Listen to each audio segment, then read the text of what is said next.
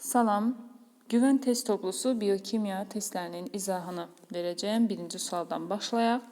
Birinci sualda n sayda makroelgik rabitəyə malik ATF molekulundakı pentoza və ortofosfat turşu qalqlarının cəmi soruşulur bizdən. ATF-in bir molekulunun quruluşu, onun azot əsası hissəsindən, adenində azot əsasından, karbohidrat hissəsindən, ribozadır karbohidratı və 3 ədəd də ortofosfat turşusu qalğından ibarətdir ATF-in bir molekulu. Bir molekulundakı karbohidrat 1 ədəd olanda 3 ədəd ortofosfat turşusu qalğı olur. Toplamı 4 ortofosfat turşusu, yəni pentoza və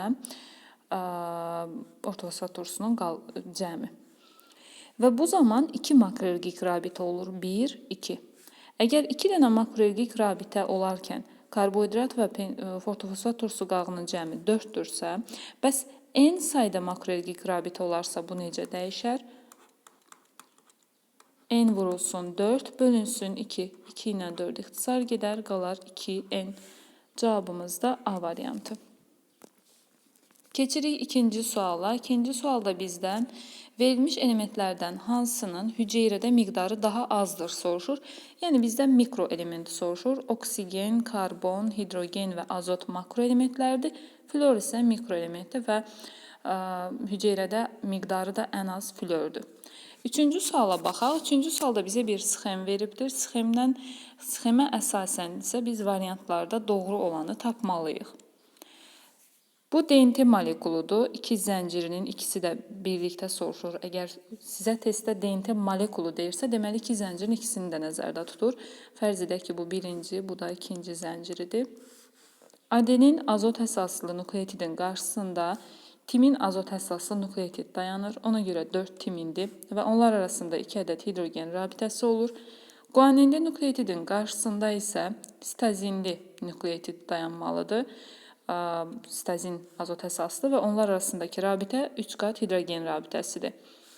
Daha sonra timinli nukleotidin bu azot əsası olan hissəsidir. Ona birləşir karbohidrat olan hissə. Karbohidrat olan hissə DNT-də dezoksiriboza adlanır və hər bir karbohidrat birləşəcək fosfat turşusu qalığı ilə 1 ədəd. Nukleotidlər də bu şəkildə davam edir və hər bir nukleotid özündən sonraki nukleotidlə eyni zəncirin daxilində özündən sonraki nukleotidlə kovalent rabitə ilə birləşir. Birinin ortofosfat turşusu digərinin karbohidratı ilə birləşir. Deməli, bu hissə yenə karbohidrat oldu, üçüncü. Rəqəmləri tapandan sonra artıq variantlara baxaq. Bir timin azot əsasıdır deyir. Birlə göstərilib sitazin, yəni bu səhvdir. 2 peptid rabitəsidir. Peptid yox, hidrogen rabitəsidir. 3 ribozadır. Riboza deyil, karbohidratı DNT-də dezoksiriboza adlanır, RNT-də riboza adlanır. Urasil azot əsasıdır 4.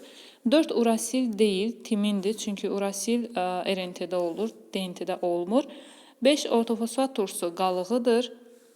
Bəli, 5 ortofosfat turşusu qalğıdır. E variantı doğru cavabdır 3-cü sualda. Keçək 4-cü suala. Sual işarəsinin yerinə nə yazılmalıdır deyir. Anabolizm və katabolizm bərabərdir metabolizm, yəni ümumi maddələrin mübadiləsi. 5-ci sualda verilmiş maddələrdən hansı amin turşusudur? Riboza karbohidratdır, monosaxariddir. Pektin polisaxariddir, karbohidratdır, amin turşusu deyil. Adenin və sitazin isə azotlu əsaslardır. Sistein isə amin turşusudur. Keçirik 6-cı suala. 6-cı sualda zülalların monomerlərinin növlərinin sayı, zülal monomer növ sayı DNT-nin monomerlərinin növlərinin sayından neçə dəfə çoxdur? Zülallar 20 növ amin turşusunun birləşməsindən əmələ gəlir. Yəni, zülalların monomeri amin turşularıdır və onlar 20 növdür. DNT molekulu isə, DNT-nin monomeri isə nukleotidlərdir və hər bir DNT-nin tərkibində adeninli, timinli, guaninli və sitazinli nukleotidlər var. Adenin azot əsasıdır, amma o birləşəndə karbohidrat, yəni dezoksiriboza ilə birləşəndə fosfat turşusu olur adeninli nukleotid. Timində həmçinin, sitazində, guanində həmçinin. Yəni, DNT-nin monomerinin növ sayı oldu 4 növ. Zülalın isə monomerinin növ sayı oldu 20. Deyir ki, 20 4-dən neçə dəfə çoxdur? Dəfə dediyinə görə 20-ni bölərik 4-ə, taparıq ki 5. Burada da cavab D variantı. 7-ci suala baxırıq. Oksigenli parçalanma prosesində əmələ gəlmir.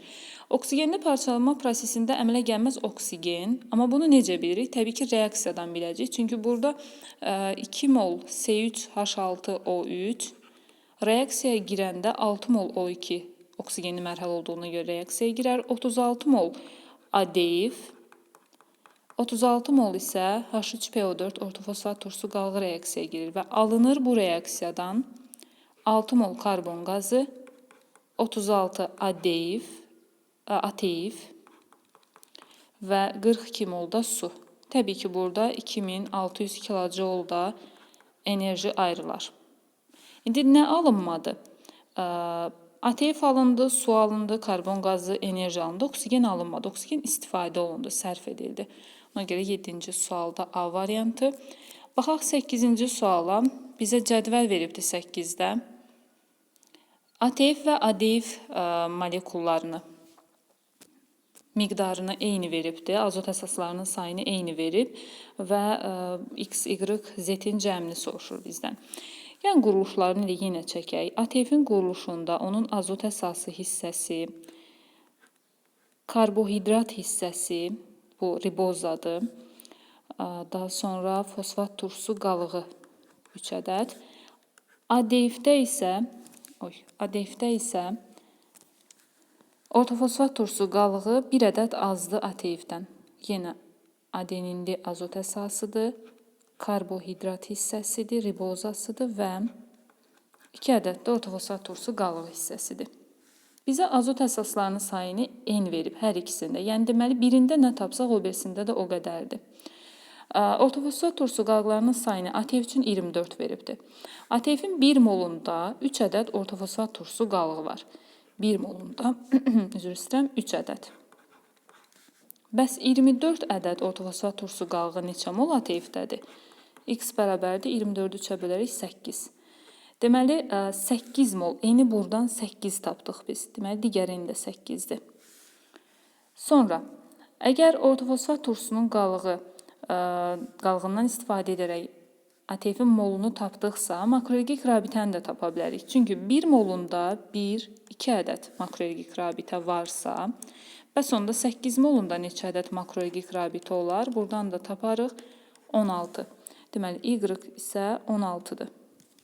Davam edirik. ADEIF-dəki X-i, yəni ortofosfat turşusu qalığını və makroelgik rabitəni tapaq. ATEIF-i N, azot əsasının sayını 8 tapdığımıza görə, ikisində də N olduğuna görə ADEIF-də də 8 tapdıq və ortofosfat turşusu qalığı ADEIF-in 1 molunda 2 ədəddirsə, onda 8 molunda neçə ədəd olar? X bərabərdir, yenə 16. X-i burada 16 tapdıq. Makroelgik rabitənin sayını tapaq. 1 molunda ADEIF-in 1 ədəd makroelgik rabitə varsa, 8 molunda da təbii ki, 8 ədəd olacaq. Z-i də buradan tapdıq, 8. Bizdən isə soruşurdu X, Y və Z-in cəmini. Burada da 16 üstə gələk 16, üstə gələk 8, bərabərdir 40 edəcək. Cavab da A variantıdır 8-ci sualda. 9-cu sual, suda asan həll olur, şirin dada malikdir. Burada bizə hamısı görürsünüzsə karbohidratlar verilibdir. Karbohidratlar monosaxarid, disaxarid və polisaxarid olaraq dəyişir. Monosaxaridlər suda daha rahat həll olur və şirin dada malik olur. Disaxaridlər nisbətən suda həll olma azalır, monosaxaridə nisbətən şirin dadda zəifləyir. Polisaxaridə doğru getdikcə suda həll olma qabiliyyəti də zəifləyir, şirin dadı da itir. İndi bizə burada nişasta polisaxariddir, glikogen polisaxariddir, selluloza polisaxariddir, xitin polisaxariddir. Qalır glikoza monosaxarid, o daha yaxşı suda həll olur və daha şirin dada malikdir. Daha çox şirin dadır, belə deyək. 10-cu sual. Əgər nəqliyyat RNT-sinin kod tripleti antikodon UAA olarsa, onda məlumat RNT-sində bu hansı kod tripletinə komplementardır? Ümumiyyətcə, kod deyirsə, Bunu biz DNT-də müşahidə edirik. DNT-də kod deyirik. Kodun yazılsa bu RNT-dən söhbət gedəcək, məlumat RNT-sindən. Nəqliyyat RNT-sində isə bunlar antikodon adlanır. Bizə indi məlumat RNT-sində hansı kod tripletinə uyğun gələr deyir. Təbii ki, burada nəqliyyatda UAA-dırsa, məlumatlar da ona komplementar olaraq urasilin qarşısında duracaq adenin, adeninlərin qarşısında da urasillər duracaq. Bu da Y variantıdır.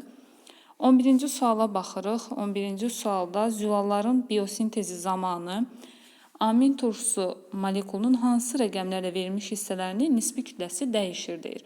Baxın, bu gördüyünüz amin turşusunun funksional qrup hissəsidir. Bu isə radikalıdır. Ümumilikdə amin turşuları sərbəst halda 128 atom kütlə vahidinə bərabərdir kütləsi. Amma zülalın tərkibində 110 atom kütlə vahidinə bərabər olur kütləsi. Və bu amin turşuları zülalların monomeridir. Zülal sintezi bu amin turşuların bir-birinə birləşməsi ilə başlayır. Tutaq ki, buradan da bir dənə amin turşusu çəkəcək olsaq əgər, tutaq ki, amin qrupu, bu amin qrupu hissəsidir. Bu hissəsi isə karboksildir. Amin və karboksil qruplarından kütlə azalmağa başlayacaq. Tutaq ki, buranı belə çəksək, CH, CO, OH. Birinin OH-ı digərinin hidrogeni ilə birləşir. H2O, bir molekul su ayrılır. Buradan da bir dənə amin qrupu birləşəcək olsa, o da amin hissəsi, amin turşusu birləşsə, amin qrupu hissəsi ilə bura birləşəcək. Təbii ki, davamı gedir buradan CH, COH radikalınla bir yerdə. Onun da hidrogeni buradan OH-la birləşib bir molekul yenə su çıxardacaq. Yerində peptid rabitə əmələ gələcək karbonla azot arasında. Həmin bu biosintez zamanı, zülalın biosintezi zamanı, deməli, OH-ını verir karboksil, hidrogenini verir amin qrupu. Yəni, bu funksional qrupda, indi qarışıq oldu, silib yenidən göstərirəm. Burada, bu sxemdə, amin turşularında kütlə azalır. Hardan? Amin qrupundan, yəni 1-dən, bir də karboksil qrupundan 4-dən azalır kütlə. Ona görə də 1 və 4 cavabı B variantı.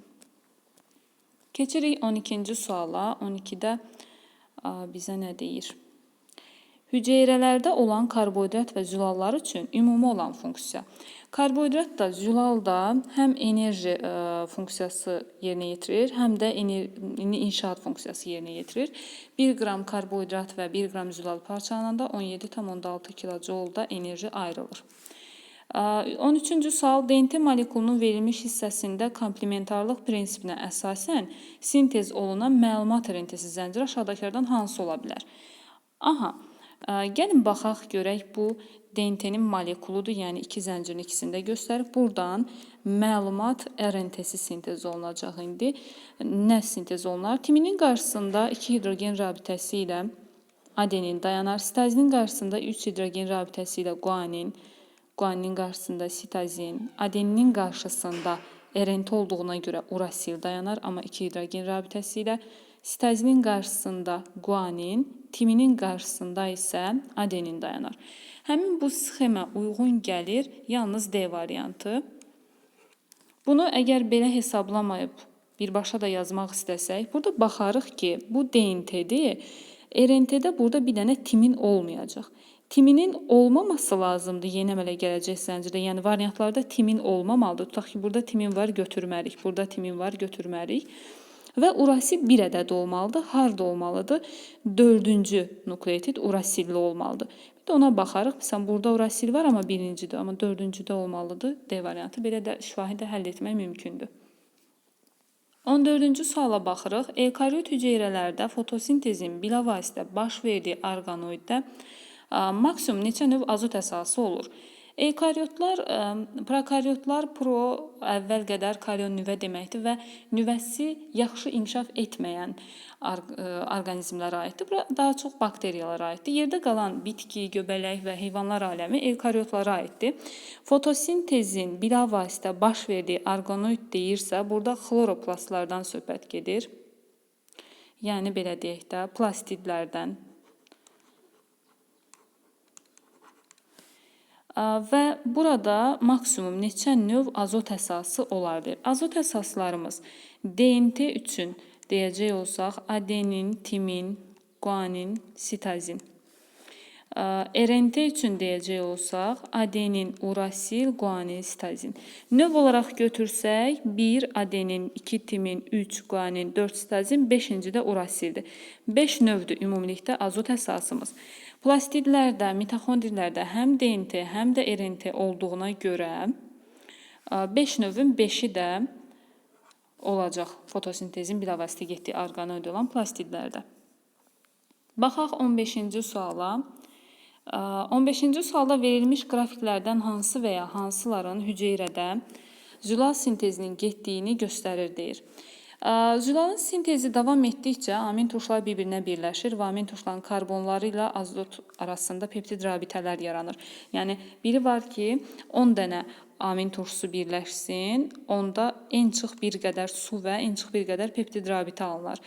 10 dənə amin turşusu birləşsə 9 dənə peptid rabitə alınır. Bir də var ki, 5 dənə amin turşusu birləşsin, 4 dənə peptid rabitə alınsın. Deməli, zamandan asılı olaraq peptid rabitələrin sayı artır. Zaman çox keçdikcə amin turşusu da bir o qədər çox birləşəcək deməkdir. Bu da oldu birinci sual, birinci qrafik doğrudur. Yəni, düz mütənasibdir zamandan asılılığı. Suyun miqdarı zaman keçdikcə azalmaz zülalın sintezi zamanı. Əksinə artar. Yenə peptid rabitə ilə eynidir. Artacaq. Fermentlərin miqdarı da azalmaz. Ona görə burada yalnız bir cavabı doğrudur. 16-cı sual biopolimerdir. Monomerlər glukozadır, nukleotidlərdir, daha sonra belə deyək də amin turşularıdır. Polimerlər isə həmin o monomerlərin birləşməsindən əmələ gələn maddələrdir. Tutaq ki, zülallar polimerdir. DNT, RNT, nuklein turşuları polimerdir. Bu şəkildədir. Biopolimer isə canlı orqanizmin daxilində olan, yəni orqanizmə, hüceyrəyə aid olan polimerlərdən söhbət gedir.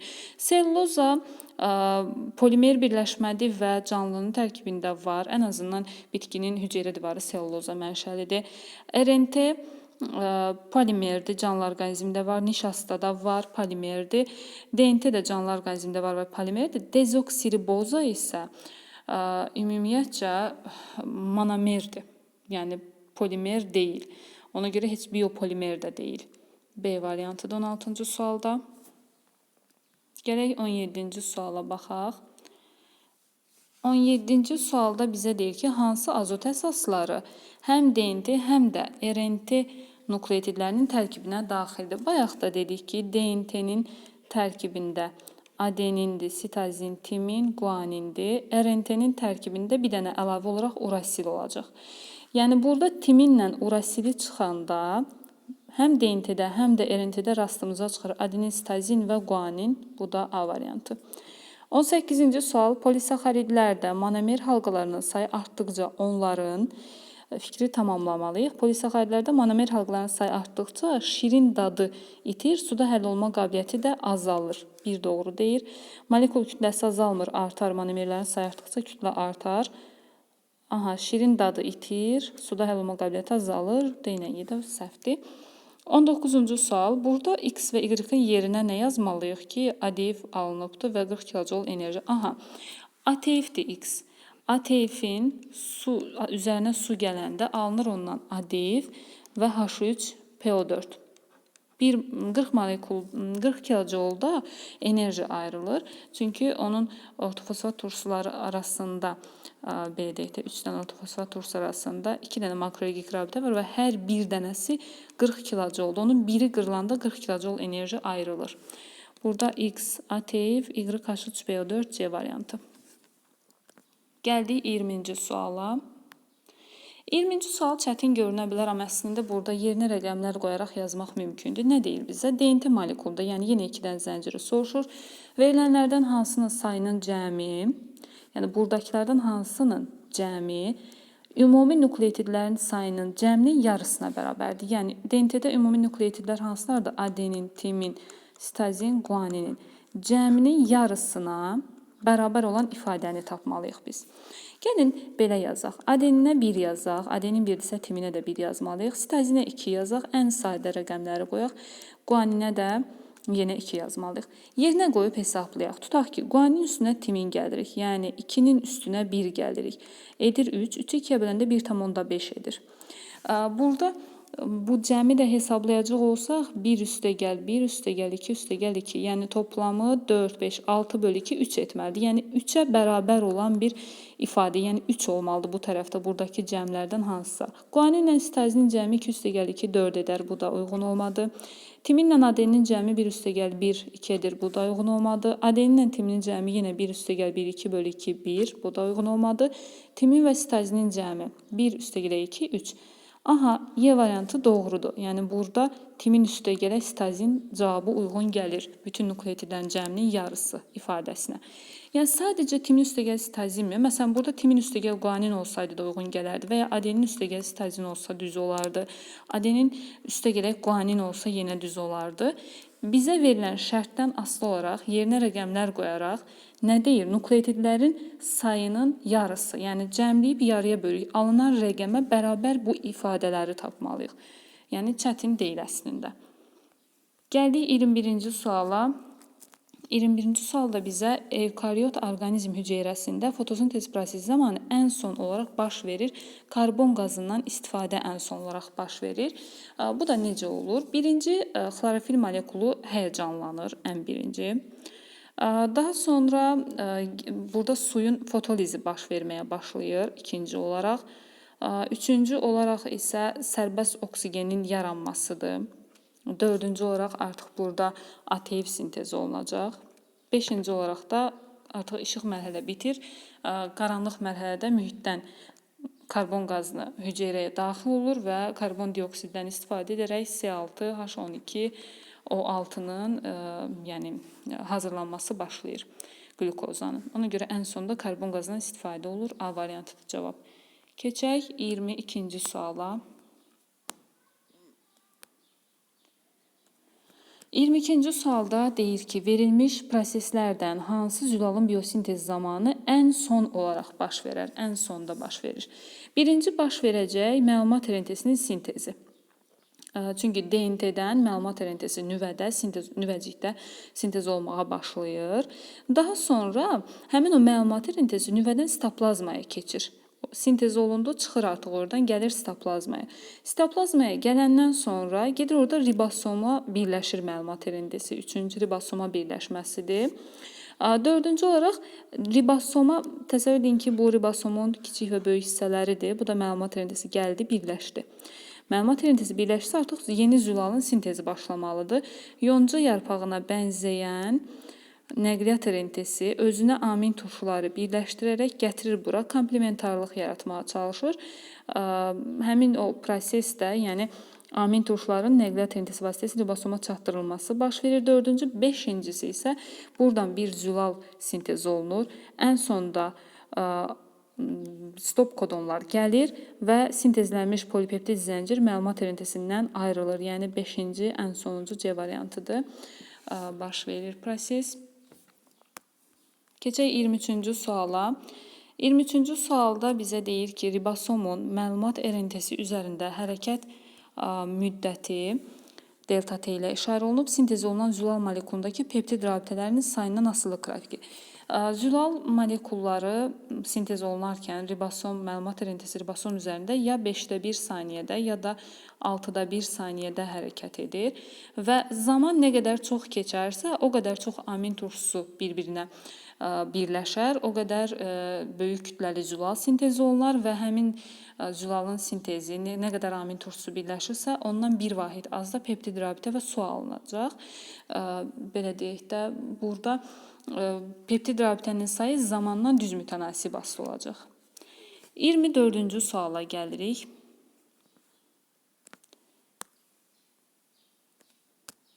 Aha, 24-cü sualda bir zəncirdə 1200 dezoksiribozanın olduğu göstərilir DNT-də. Molekulunda isə 600 guanin nukleotidi var deyir. DNT biz bilirik ki, 2 dənə zəncirdən ibarətdir. Olsun bu birincisi, bu olsun ikincisi. Və əgər bir dənə zəncirdə 1200 karbohidrat varsa, deməli o ikincidə də 1200 karbohidrat var. Və karbohidratın sayı artıq bəlli edir ki, burada nə qədər nukleotid var. Bir zəncir əsasında gedək. Tutaq ki, 1200 karbohidratsa, bir zəncirdəki nukleotid sayı da 1200-dür. Çünki bir dənə nukleotidin tərkibində onun azot əsası hissəsi, karbohidrat hissəsi, bir də fosfat turşusu hissəsi var. Hər birində bir dənə karbohidrat, bir dənə fosfat turşusu var. Ümumilikdə karbohidrat 1200 isə, deməli 1200 dənə nukleotid sayı var, tapmış olduq. İndi davam edirik.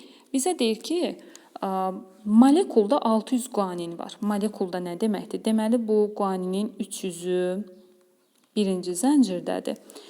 300-ü də ikinci zəncirdədir. Onda deməli, burada 300 guanin varsa, onun qarşısında da 300 dənə sitazin var. Burada 300 guanin varsa, burada da onun qarşısında 300 dənə yenə sitazin var. Bir zəncirdə 1200 nukleotid varsa, onda bir zəncirdəki guanin və sitazin sayını buradan çıxarıq, yəni 600-ü çıxarıq 1200-dən, taparıq 600 cavabını. Deməli, 600 də adeninlə timinin cəmini tapdıq. 2 yerə bölsək, burada 300 dənə adenin var, 300 dənə də timin var deməkdir. Qarşı tərəfdə də yenə həmçinin adeninin qarşısında 300 dənə timin var deməli, timinin qarşısında da 300 dənə adenin var. Bizdən nəyi soruşurdu? Molekulda adenin nukleotidinin sayını. Burada 300 dənəsi, burada da 300 dənəsi. Toplamı edəcək 600 dənə adeninin nukleotid. Cavabımız da burada E variantı 24-də. Daha sonra davam edirik 25-ci sualla. 25-ci sualda Vinogradski kəşf etmişdir deyir. Nəyi kəşf edib Vinogradski? Bunu tapmalıyıq.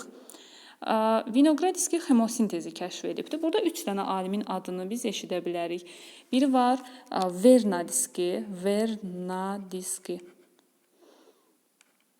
Biri var Ivanovski. Bir də Vinogradski. Vinogradski xemosintezi kəşf edib. Ivanovski virusları kəşf edib. Ivanov, virusun sanki tərsi kimi də ilk iki hərfin. Vernadski isə noosfer təlimini kəşf etmişdi və biosfer təlimini, bir də noosfer. Bu artıq ekologiya mövzusundadır. Keçək, davam edək 26-cı sualla. 26. Hansı element xlorofilin struktur komponentidir? Struktur komponenti xlorofilin maqneziumdur.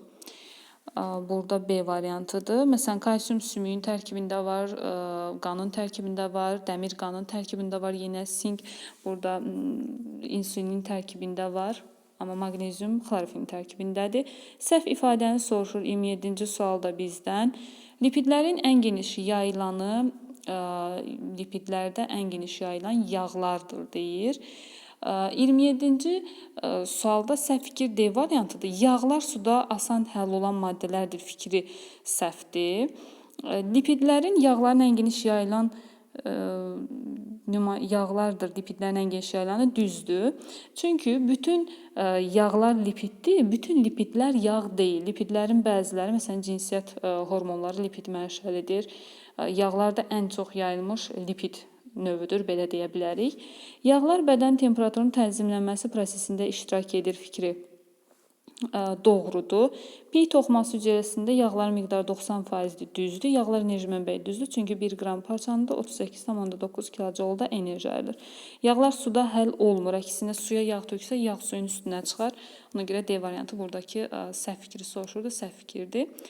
28. Xəmdə X və Y-in yerinə nə yazılmalıdır, deyir bizə. Burada 3 dənə ortofosfat turşusu qağını gördüksə, buradakı karbohidrat, yəni riboza hissəsidir. Riboza. X isə ATF-in, yəni adeninli nukleotididir. Deməli, X adeninli nukleotiddir.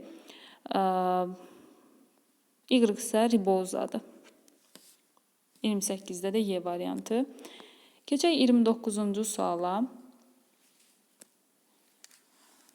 Genin kütləsini 18.000 veribdir. Bu gende neçə triplet olduğunu hesablayın deyil. Bir dənə gen, bir gen bərabərdir 3 dənə bir tripletə. Yəni bir triplet bir gen deməkdir, triplet və bu tripletdə 3 dənə nukleotiddən ibarətdir. Məsələn, yazıram TAS tutaq ki. Bu bir gendir, bir tripletdir. 3 dənə ayrı-ayrı nukleotiddən təşkil olunubdur. Bir dənə amin turşusu adlandıra bilərik. Və bizə deyir ki, bunun kütləsi ümumi, bunun yox, təbii ki, yox. Ümumiyyətcə də, yəni bir dənə genin kütləsini 18.000 veribdir. Onda neçə tripletdən ibarət olduğunu, yəni neçə dənə üçlü birləşmədən ibarət olduğunu soruşmaq istəyir bizdən. Biz də burada taparıq. Deməli, 18.000-i bölərik birinin atom kütlə vahidinə. Bir dənə nukleotidin atom kütlə vahidi 300-dür. 300-ə bölərik, sıfırlar gedər. Burada qalar 6, bu da belə 60. 60 burada nukleotidin sayıdır. Tripleti soruşur amma bizdən neçə triplet olduğunu. Bir dənə triplet 3 nukleotiddən ibarətdirsə, bəs 60 dənə nukleotid neçə triplet edər? X bərabərdir. Burada 60-ı bölərik 3-ə, o da bərabərdir 20 triplet. 29-cu sualda A variantı. Keçək 30-cu suala.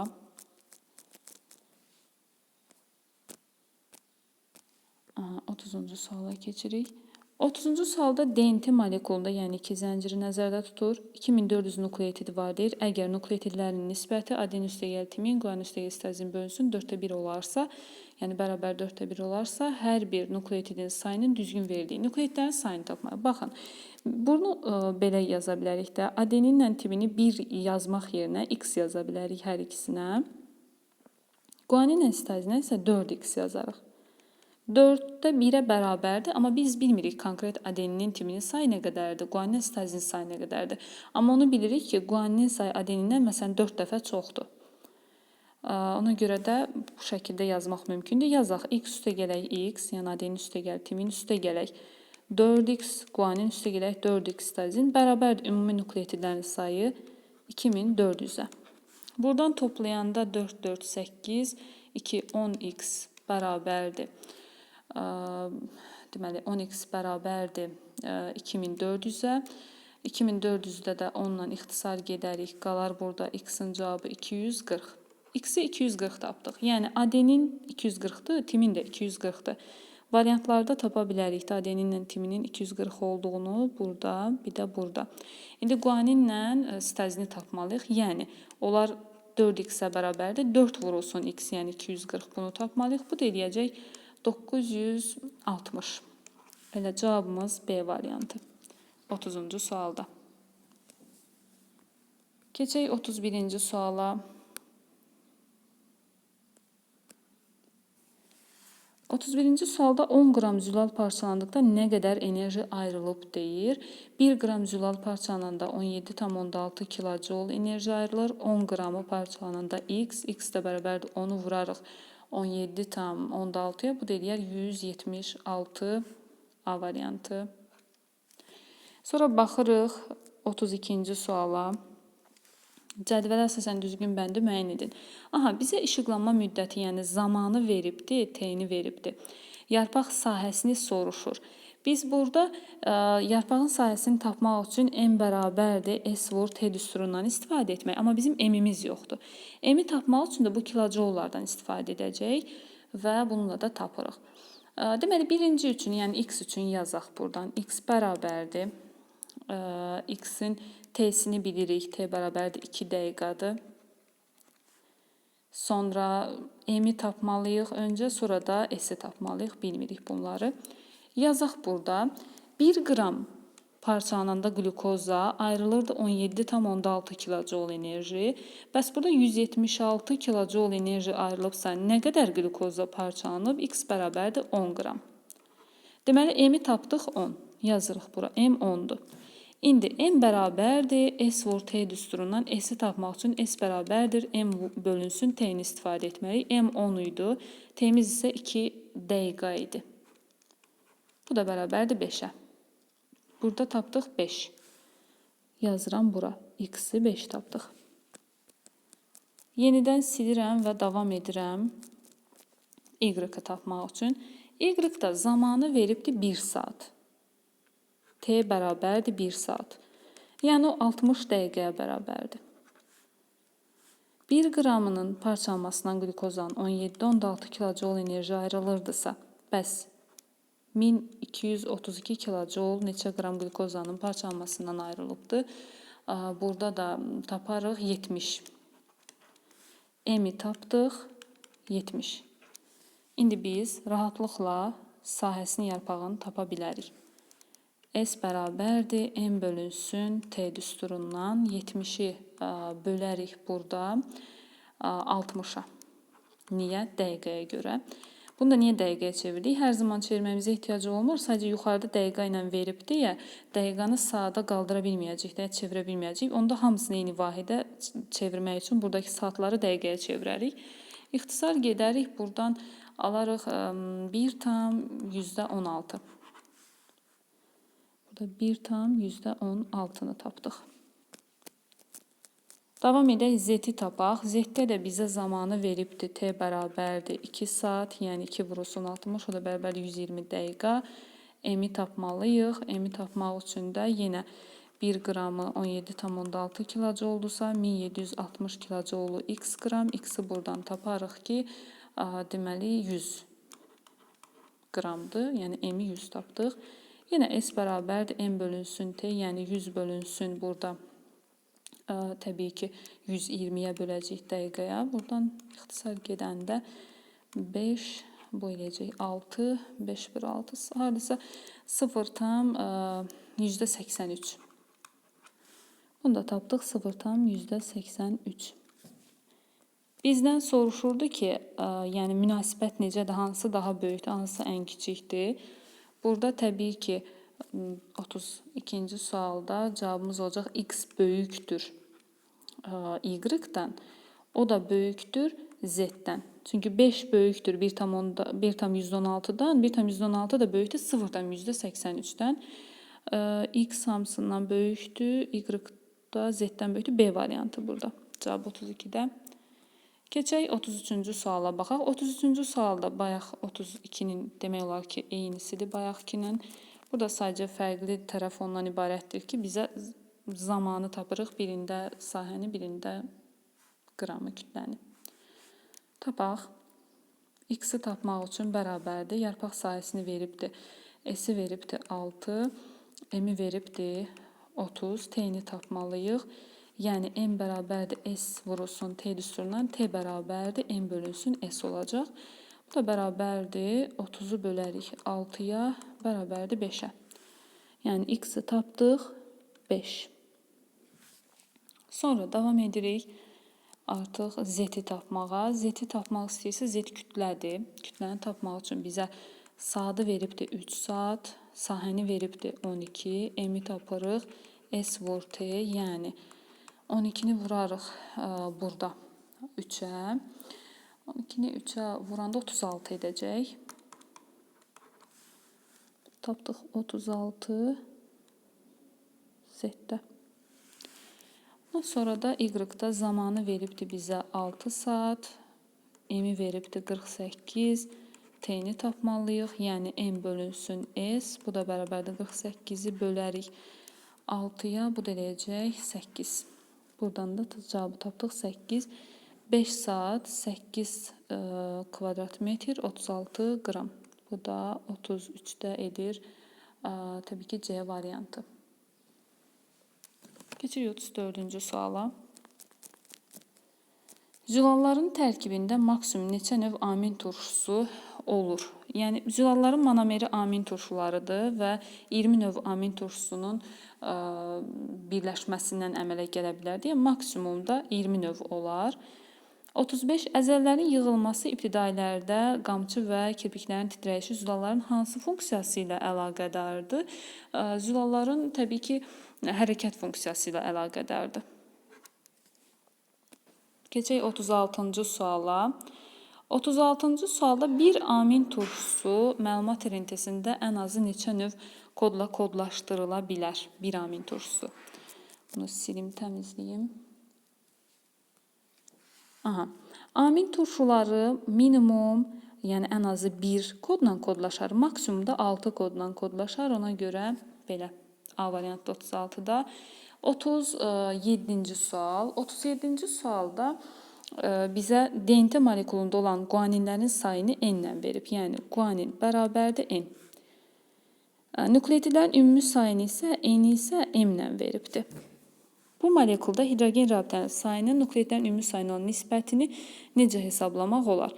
H rabitə, yəni hidrogen rabitələrinin sayının nukleotidlərin ümumi sayına olan nisbətini necə hesablaya bilərik? Hidrogen rabitələrinin əvvəlcə tapmaq istəyəriksə, belə yazırdıq da, belə bir düsturumuz var. Hidrogen rabitə bərabərdir, ümumi nukleotidlərin sayı üstə gəlir, ya guaninin sayı, ya da sitazinin sayı yazırdıq. Bizə isə belə veribdir, hidrogen rabitəsi bərabərdir, nukleotidlərin sayını m veribdir, m üstə gələk, guaninin sayını isə n veribdir. Şübhəsiz ki, guanin n-dirsə, sitazin də n olacaq. İndi bizə deyir ki, hidrogen rabitələrinin sayı bölünsün nukleotidlərin sayı. Yəni, bu düsturda gətirib yerinə qoyarıq. Hidrogen rabitənin əvəzinə yazarıq m üstə gəl n. Üstə gəl n. Bölünsün, təbii ki, ümumi nukleotid sayı da bayaq nə vermişdi? Bizə m vermişdi, m. Yəni, m üstə gəl n bölünsün m. Bu da olacaq C variantı 37-ci sualda. Keçək 38-ci suala. Burada C variantı, burada A. 38-ci sual. Hansı rəqəmlə verilmiş hissə müxtəlif amin turşularında bir-birindən fərqlənir? Baxın, bu radikal amin turşularında bir-birindən fərqlənir. Bura hidrogen də birləşə bilər, bura etil spirti birləşər, kükürt birləşər, hər şey birləşə bilər də. Bu hissə, radikal hissəyə görə də amin turşuları bir-birindən fərqlənir. Bu hissə isə funksional qrup hissəsidir, funksional hissəsidir və bura dəyişmir. Hər zaman eyni qalır, sadəcə radikal hissəsi dəyişir. 2-yə görə dəyişər, ona görə də 38-ci sualda B variantı. Baxırıq 39-cu suala. 39-cu sualda deyir ki, bir molekul qlükozanın tam parçalanması nəticəsində əmələ gələn ATF molekullarında cəmi neçə makroelektrik rabitə var? Burada nə edirik? Biz təbii ki, ümumiyyətcə tam parçalanmasını bir molekul qlükozanın düsturla da yadımızda saxlaya bilərik, amma bilirik ki, bir molekul qlükoza parçalananda 38 mol ATF alınır. Necə alınır 38 mol? 2 molu glikoliz prosesində oksigensiz parçalanmada alınır. 36 molu da oksigenli parçalanmada toplamı edir tam parçalanma 38 mol ATF-in alınması. Bizdən də tam parçalanmanı soruşurdu. Və bu tam parçalanma zamanı biz tapmalıyıq ki, 1 mol ATF-də 2 dənə makroelektrik rabitə var. Bəs yaxşı, 38 mol ATF-də nə qədər rabitə var? 38-i 2-yə vurarıq, buradan taparıq 76. Bizdən də bunu soruşur ki, neçə makroelektrik rabitə olar? 76. Cavab C variantı. 40-cı suala baxırıq. Biosintezində ribosomlar iştirak etmir deyir. Biosintezində ribosom iştirak etmir nişastanın. Nəyə görə? Nişasta karbohidratdır, yerdə qalanları isə zülaldır. Məsələn, insulin zülaldır, albumin yumurta zülaldır, ribonukleaz da zülaldır, hemoqlobin zülaldır. Zülalların sintezi ribosomda gedir. Məlumat ünitəsi gəlir, ribosomda zülal sintezi gedir. Amma nişastada karbohidratdır və onun ribosomda getmir. 41-ci suala baxırıq. Məlumat RNT-sinin müəyyən zülal molekulunu kodlaşdıran hissəsində azot əsası, karbohidrat və fosfat turşusu qalaqlarına cəmi n-ə bərabərdir. Həmin zülal neçə amin turşusundan ibarətdir? Belə yazaq da. Hər bir nukleotidin azot əsası hissəsi, onun karbohidrat hissəsi var və fosfat turşusu qalığı hissəsi var. Deyir ki, bunların cəmi bərabərdir n-ə. Cəmi. Amma bütündə, yəni məlumat RNT-sinin müəyyən bir hissəsində zülal molekulunu kodlaşdıran hissə ümumilikdə. Burada deməli n bölünsün 3 qədər də burada silindi, buradan yazım. N bölünsün 3 dənə nukleotid var. Nukleotidin sayı. Nəyə görə? Çünki bir dənə kod triplet bərabərdir 3 nukleotidə. onda bunların sayını n ilə işarə edirsə, n bölünsün 3 qədər nukleotid var. Cəmini ümumi işarə edirsə. Çünki 3-ü bərabərdir 1 dənə nukleotidə. Azot əsası, karbohidrat və fosfat turşusu 3 ədədi 1 nukleotidi ifadə edirsə, n sayda olanda da n bölü 3 qədər nukleotid sayı var. Bizə deyir ki, burada həmin hissədə amin turşularının neçə dənə amin turşusundan ibarətdir. Bir dənə amin turşusu 3 nukleotiddən təşkil olunubsa, nukleotiddən, bəs n bölünsün 3 qədər nukleotid neçə amin turşusundan təşkil olunub? Biraz yuxarı qaldırım yazım. Onda buradan x-i taparıq ki, n bölünsün 3, burada da 3, vurulsun 3. Niyə 3? Əslində n bölü 3 bölü 3, bu 3 aşağıya düşür. Burada da qalır n bölünsün 9. Cavab B variantıdır 41-ci sualda. Keçirik 42-ci suala. Yenə cədvəldir, yenə ATF haqqında danışır burada da. Cədvələ əsasən X və Y-in cəmini hesablayın. Ortofosfat turşusu və azot əsasının sayını tapmalıyıq. Makroelektrik rabitənin sayını 6 veribdir. ATF molekulunda 1 molekulunda bildik ki, 2 dənə makroelektrik rabitə var. 6 dənə makroelektrik rabitə X qədər ATF. X bərabərdə 6 bölü 2, 3. Deməli, 3 molekul ATF var. 1 molekul ATF-də azotlu əsasının sayı 1-dir. 3 molekulunda da 3-dür. 1 molekulunda ortofosfat turşusu qağının sayı 3-dür. 3 molekulunda da X bərabərdir 9-dur. Y-da 9-dur. İndi X ilə Y-in, yəni 3 ilə 9-un da cəmi edəcək 12. Burada da 42-ci sualda cavab C. Sonra keçdik 43-cü suala. Bitki 1 saat ərzində 67,2 litr oksigen əmələ gətirmişdir. Bu bitkinin yarpaq sayısı nəyə bərabərdir? Yəni bizdən S-i soruşur. S-i tapmaq üçün bizə M və T lazımdır. T-ni də verib 1 saat. Bizə indi M lazımdır yenə də. M-i tapmaq üçün də belə tənliyini yazaq fotosintezin. Karbon qazı 6 mol, üstə gəlir 6 mol su. Alınırdı C6, H12, O6 glukoza və təbii ki, buradan 6 molda O2. Normalda 180 qram belə deyək də, glukoza istifadə olunduğu zaman alınırdı nə qədər? Buradan yazaq, 180 qram istifadə olanda alınırdı 6 vurulsun 22,4 litr oksigen. Bəs x qram glukozada 67,2. X bərabərdir buradan. 67,2 vurulsun 180 qram glukoza bölünsün 6 vurulsun 22,4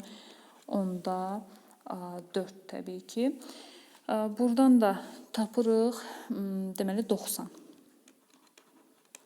İxtisar gedəcək. 90 aldıq. M-i tapdıq 90. İndi buradan tapmalıyıq biz S-i. Yarpaq sahəsini. S də bərabərdir M bölünsün T. Yəni 90-ı bölərik 1 saata. O da bərabərdir yenə 90 kvadrat metr edəcək. Bu da cavab C variantı 43-cü sualda. 44-cü suala baxırıq. Yarpaq sahəsini yenə burada S-i veriblər 45. T-ni veriblər 1 saat. Neçə litr oksigen əmələ gələr deyir. Yenə buradan M-i taparıq. S vurulsun T, yəni 45-i vurarıq 1-ə bərabərdir. Buradan alarıq yenə 45. 45 qram alarıq bu dəfə. Qramını tapdıq oksigenin. Yəni ümumiyyətcə qramı tapdıq glukozanın. İndi nə qədər oksigen alınar tapmaq. Yenə eyni cədvəldir. Tutaq reaksiya.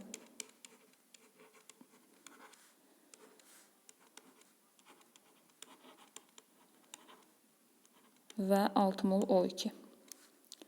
45 qram glukozadan nə qədər oksigen alınar? Normalda 180 qramında 22,4 vurulsun 6-dırsa. Tapırıq x bərabərdir. 180-ə bölərik. 45-i də vurarıq. 6 vurulsun 22,4. Litrlə soruşduğuna görə burada 1 litr oksigen 22,4-dür. Buna əsasən hesablayırıq. Buradan da tapırıq, deməli 33,6. 33,6 da B variantıdır. Sonra davam edirik 45-ci sualla. 45-ci sualda sxemə əsasən doğru bəndi müəyyən edin. DNT-dən məlumat rentesinin sintez olunması prosesi adlanır, deməli, transkripsiya. Məlumat rentesindən zülalın sintezi ribosomda baş verir. Ribosomun da iştirakı ilə translyasiya adlanacaq. Ona görə də 45-ci sual A variantıdır. Transkripsiya, translyasiya. 46-cı sual. DNT molekulunun iki zəncirinə komplementar məlumat rentesində məlumat rentesinə uyğun gələn nəqliyyat rentesinin triplet ardıcılı müəyyən edin. Aha. Yəni bu 46-cıda ikinci zəncirə uyğun gələn əvvəlcə məlumat rentesi sintez etməliyik. Sonra da həmin məlumat rentesinə uyğun gələn nəqliyyat rentesini tapmalıyıq. Yazaq onda.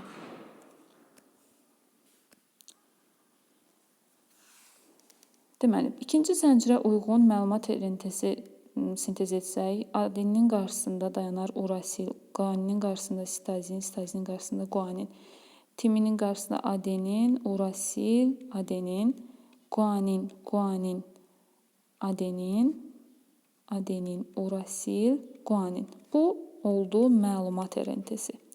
İndi məlumat rentesinə komplementar şəkildə nəqliyyat rentesi əmələ gəlməlidir. Bu yuxarıdan yazıram, amma nəqliyyata komplementə. Məsələn, nəqliyyatın qarşısında belə deyək də urasil dayanıbsa, məlumatda urasildirsə, nəqliyyatda onun qarşısında dayanacaq adenin. Burada sitazindirsə, məlumatda qarşısında guanin dayanacaq nəqliyyat rentesində. Guanindirsə, onun qarşısında sitazin. Adeninin qarşısında nəqliyyatda urasil dayanacaq. Urasilin qarşısında adenin, adenin qarşısında urasil. Guaninin qarşısında nəqliyyatda sitazin, yenə sitazin, adenin qarşısında urasil, yenə adenin qarşısında urasil, urasildə adenin, guanində sitazin. Bu da oldu nəqliyyat rentesi. İndi burada variantlara uyğun AGS, U, AU, SS, U və UAS. 46-cı sualda Y variantı olur, uyğun gəlir. Bu tip suallarda birinci biz sintez etmək məlumatı renteni, sonra məlumatdan nəqliyyatı sintez etmək, məlumata komplementar olaraq nəqliyyat. Keçirik 47-ci suala.